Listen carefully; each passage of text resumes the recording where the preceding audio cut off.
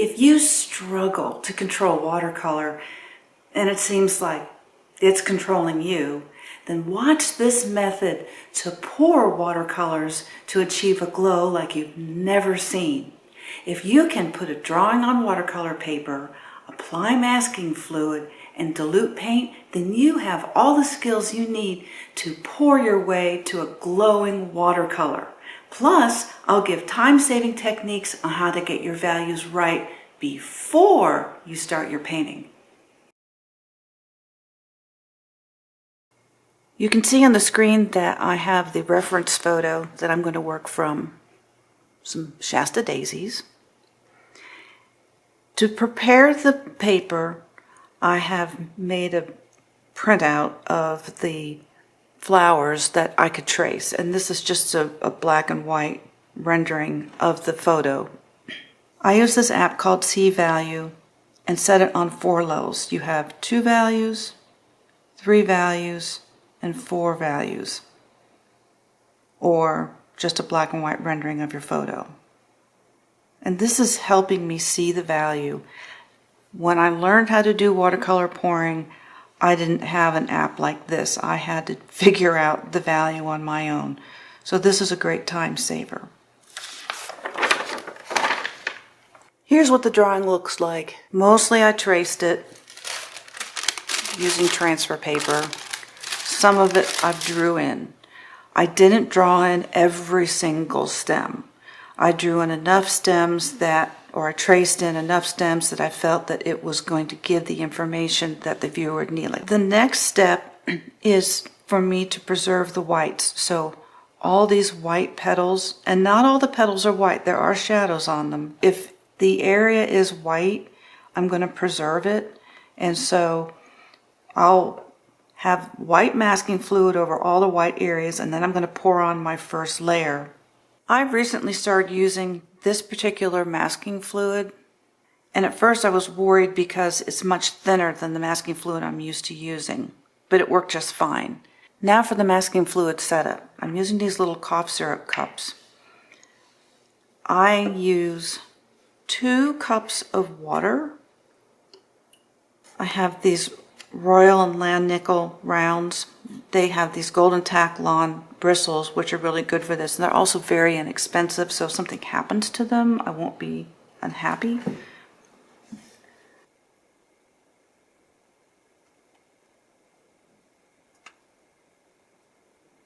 I've finished masking the first whites. I've actually gone over it twice. The second time goes a lot faster than the first because all you have to do is put the masking fluid down where you had it. Now just waiting for it to dry, and while it's drying I can mix up the colors. These are all Winsor Newton brands. Winsor Yellow, Winsor Red, and Winsor Blue, the green shade. And I chose the green shade because I'm doing flowers, but the blue shade probably would be fine because we're pouring, the colors are going to mix. I like to use the same color brush as pigment, especially if I'm working in a large cup, because I will invariably dip the wrong color brush into the cup when I'm in a hurry. For the first layer, you want the paint to be pretty dilute. Now I'm going to put a lot of, well, that looks like a lot of paint, but I'm going to dilute it up a lot. And I'll test that to make sure it's fairly light. And it's, when you're painting, it seems like when you've got the right value on the paper, it almost seems too dark. Well, this is the opposite. It's going to seem like it's too light when you test it on your paper.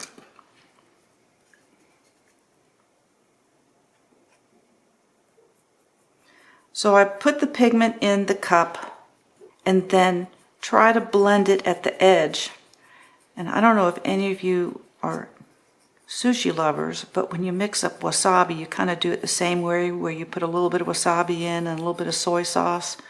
So if you're familiar with that, this is kind of the idea. So I have my pigment here at the side of the cup and then working it into the water slowly. So it's going to become more and more concentrated as I work this blob of paint into the water, and I'll simply add more and more water to get it to a fairly light dilution. I tend to err on the side of too dark, so this is where I will most likely make my mistake, is the paint being too concentrated when I do my first pour. But I can always pour some water on top of that on the painting and dilute it, as long as I act quickly. And then, you know, realizing that, add some more water into this cup.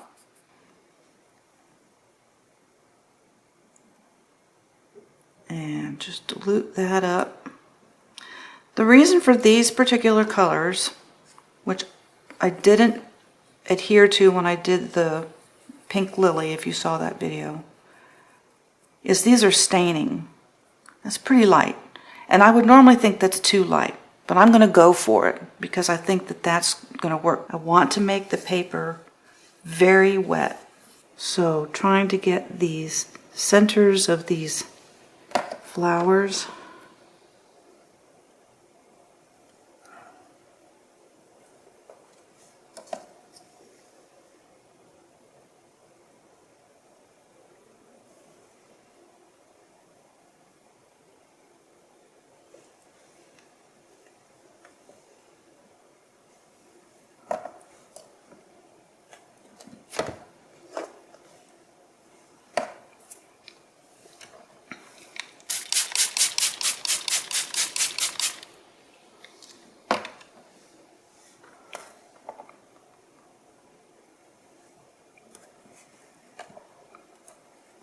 And you can see already I have a little bit of a gradient effect on these.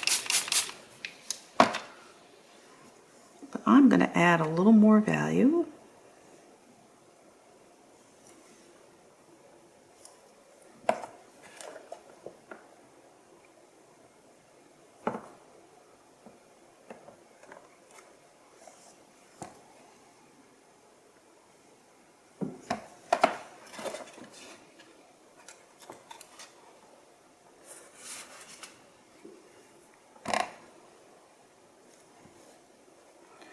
Now for a little red.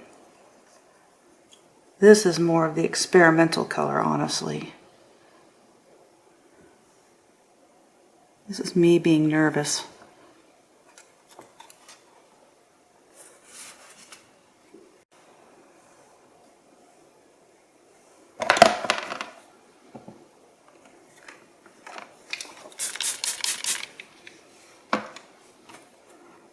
But I kind of like the color that I'm getting. So I'm going to put a little more yellow here. And then a little red here.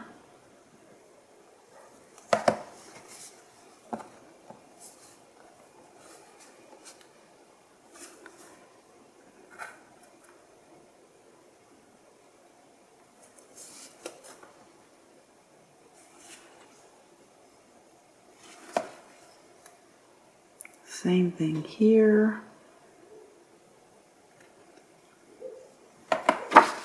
And this direction as well.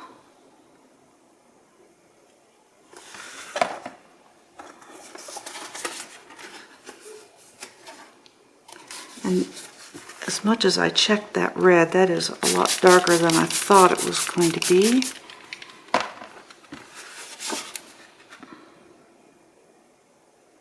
See, now I'm getting some of this nice orange that I was looking for over here, but not here.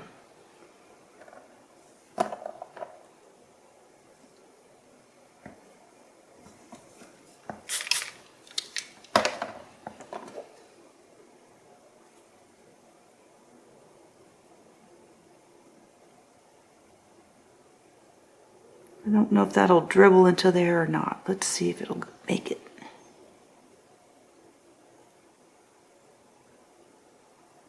A little bit, got a little bit, yeah.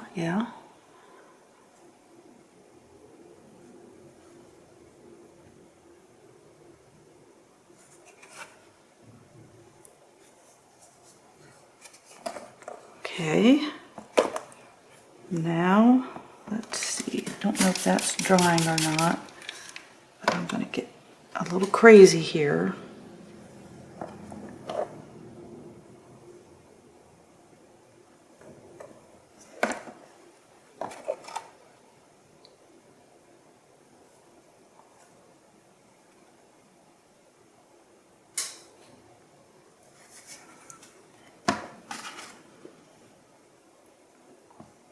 I'm losing my orange. Oh well. And I got blue into my yellow.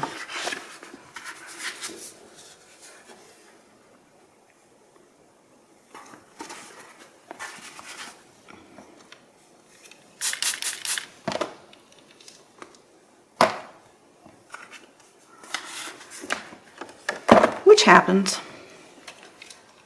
It happens.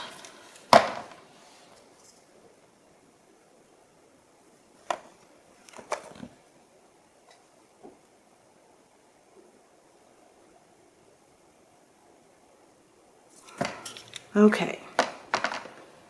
I am going to try to get a little more. I was able to recover a lot of yellow. In fact, I was hoping to recover the orange, and in fact, I recovered yellow, which is interesting how that happened.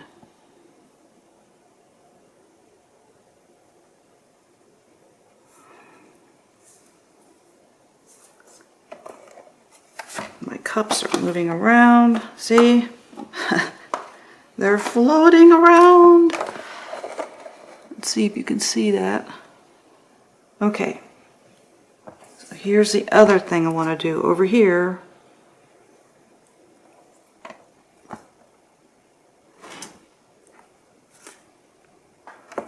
I can tell this is starting to dry. See how that's making a jagged edge? We will fix that.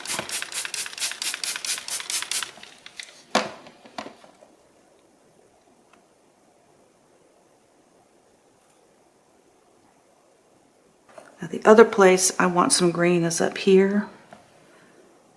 So, here we go.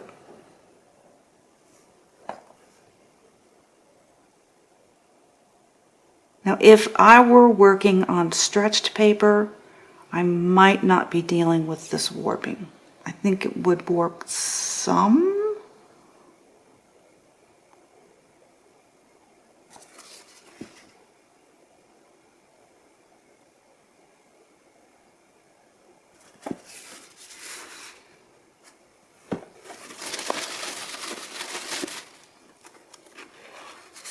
I do like that glow that I got there.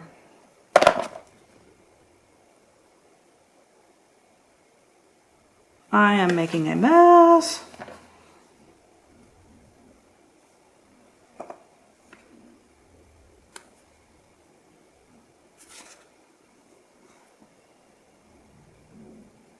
That's not exactly pouring, is it?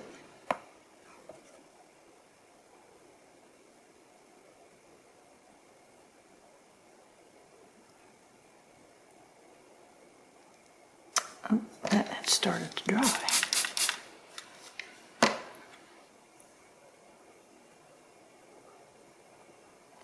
was trying to get a little more value in here because these are all the darker values. That needs to dry, and I don't recommend using a hair dryer.